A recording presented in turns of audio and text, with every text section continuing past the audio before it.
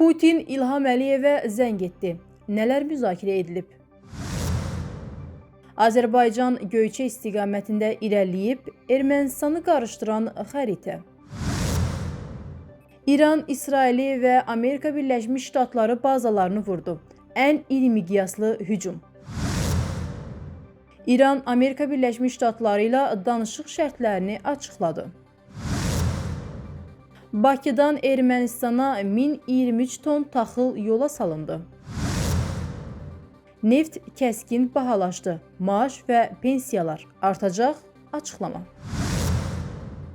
Martın 11-də Rusiya Federasiyasının prezidenti Vladimir Putin Azərbaycan Respublikasının prezidenti İlham Əliyevə zəng edib. Axar TV xəbər verir ki, Vladimir Putin Rusiya vətəndaşlarının İran İslam Respublikasından təxliyəsində göstərilən operativ köməyə, həmçinin ölkəsinin İrana göndərdiyi humanitar yardımın Azərbaycan ərazisindən keçməsinə yaradılmış şəraitə görə dövlətimizin başçısına minnətdarlığını bildirib.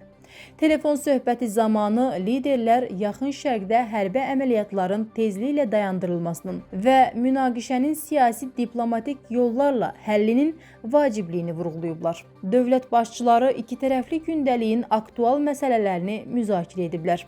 Strateji tərəfdaşlıq və müttəfiqlik prinsiplərinə uyğun olaraq Azərbaycanla Rusiya arasında qarşılıqlı fəaliyyətin müxtəlif sahələrdə gələcək inkişafında qarşılıqlı niyyət təsdiqlənib.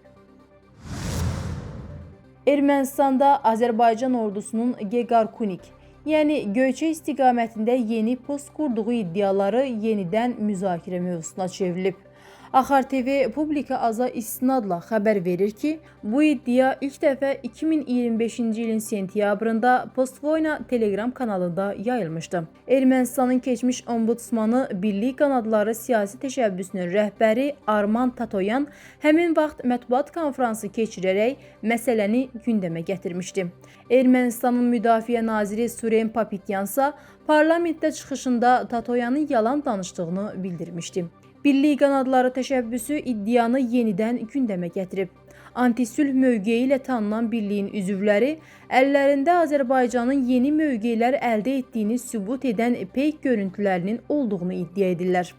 Birliyin üzvü Narek Paronyan jurnalistlərə açıqlamasında bildirib ki, Geqarkunik, eləcə də Sotq və Vardenis istiqamətlərində mövqelərdə dəyişikliklər var. Onun sözlərinə görə Azərbaycan ordusu Geqarkunik istiqamətində yeni post qurub. Həmçinin Sotq Qızıl Yatağı və Vardenis istiqamətində 8 kənd vizual nəzarət altındadır. Paronyan iddia edib ki, Müdafiə Nazirliyi bunu təksib etsə də, peyk görüntülərinin araşdırılması zamanı bu faktlar üzə çıxıb və görüntülər bunu təsdiqləyir. O, təqdim etdiyi peyk görüntülərini Ermənistan Müdafiə Nazirliyinə də göndərib.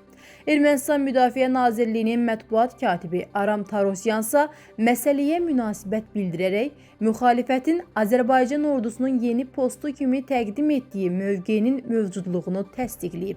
Lakin o qeyd edib ki, SSR baş qərargahının xəritələrinə əsasən həmin mövqe Ermənistan ərazisində deyil. Tarosyan bildirib ki, Google Earth peyk xəritələri dövlət sərhədinin müəyyənləşdirilməsi üçün hüquqi əsas sayılmır və bu xəritələrdə ciddi səhvlər mövcuddur. Onun sözlərinə görə, Ermənistan sərhədlərinin müəyyənləşdirilməsi zamanı SSR baş qərargahının 1975-ci il tarixli topoqrafik xəritələrindən istifadə edir.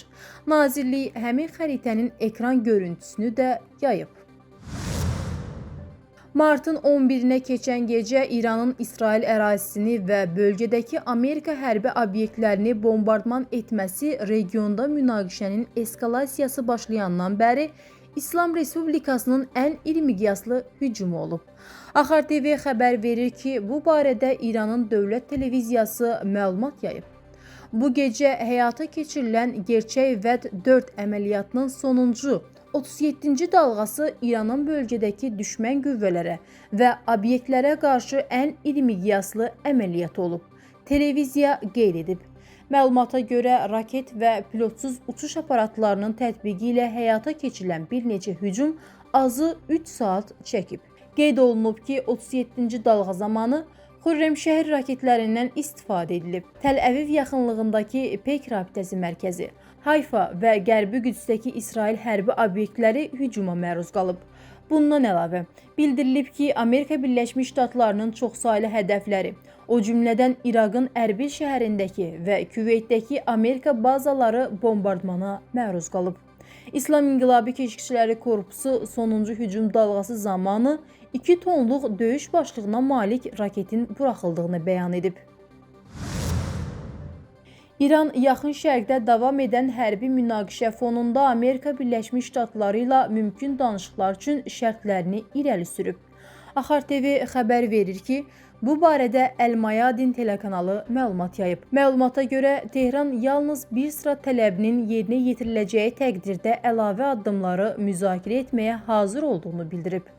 İranın şərtlərinə müharibənin yenidən başlamamasına dair Amerika Birləşmiş Ştatlarının təhlükəsizlik zəmanətləri, İranın tam nüvə yanacaq dövriyyəsini inkişaf etdirmək hüququ və hərbi əməliyyatların nəticələrinə görə kompensasiya daxildir.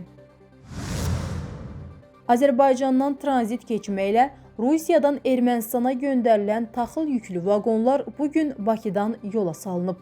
Axar TV xəbər verir ki, ümumi çəkisi 1023 ton olan taxıl yüklü 11 vaqon Ermənistan Respublikasına göndərilib. Xatırladaq ki, indiyə qədər Rusiyadan Ermənistana Azərbaycandan tranzit keçməklə 22 min tondan çox, yəni 320 vaqon taxıl, həmçinin 610 ton, yəni 9 vaqon gübrə göndərilib. Neftin dünya bazarında qiymətinin rekord həddə yüksəlməsi iqtisadiyyata və valyuta bazarına mümkün təsirlərlə bağlı müzakirələri artırıb. Azərbaycanda isə 2026-2029-cu illər üçün dövlət büdcəsində neftin qiyməti 1 barel üçün $65 səviyyəsində götürülüb. Hazırda qiymətin bundan xeyli yüksək olması əlavə vəsaitin maaş və pensiyaların artırılmasına yönəldilməyəcəyi sualını gündəmə gətirib. Qlobal Info-Aza danışan iqtisadçı Pərviz Heydərov bildirib ki, Amerika Birləşmiş Ştatları və İsrailin İrana hücum əməliyyatı başlayandan bəri neftin qiyməti təxminən 50% artıb. Səbəb Hörmüz boğazında yaranan vəziyyətlə bağlıdır. Neft hasil edən ölkələrdə infrastruktura zərbələr və daşımalarla bağlı risklər qiymət artımına təsir göstərib. Lakin neftin həddindən artıq bahalaşması Azərbaycanın iqtisadiyyatı üçün hər zaman müsbət deyil. Bu, idxalın artmasına və inflyasiyanın güclənməsinə səbəb ola bilər.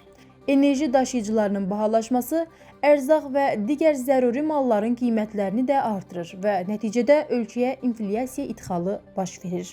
İqtisadçının sözlərinə görə, əvvəlki təcrübə neft qiymətlərindəki kəskin dəyişikliklərin riskli olduğunu göstərir. Məsələn, 2014-2015-ci illərdə neftin ucuzlaşması bank sektoruna ciddi təsir göstərmişdi. Bu vəziyyətdə əvvəlki illərdə qiymətlərin həddindən artıq yüksək olması və iqtisadiyyatda yaranan balanssızlıqlar da rol oynamışdı. Ona görə də büdcədə neftin qiyməti $65 götürülsə də, hazırda bundan yüksək olması ölkəyə əlavə gəlir gətirir. Bu vəsait maaş və pensiyaların artırılmasına yönəldilə bilər. Lakin belə vəziyyət uzunmüddətli və sabit iqtisadi üstünlük hesab edilmir.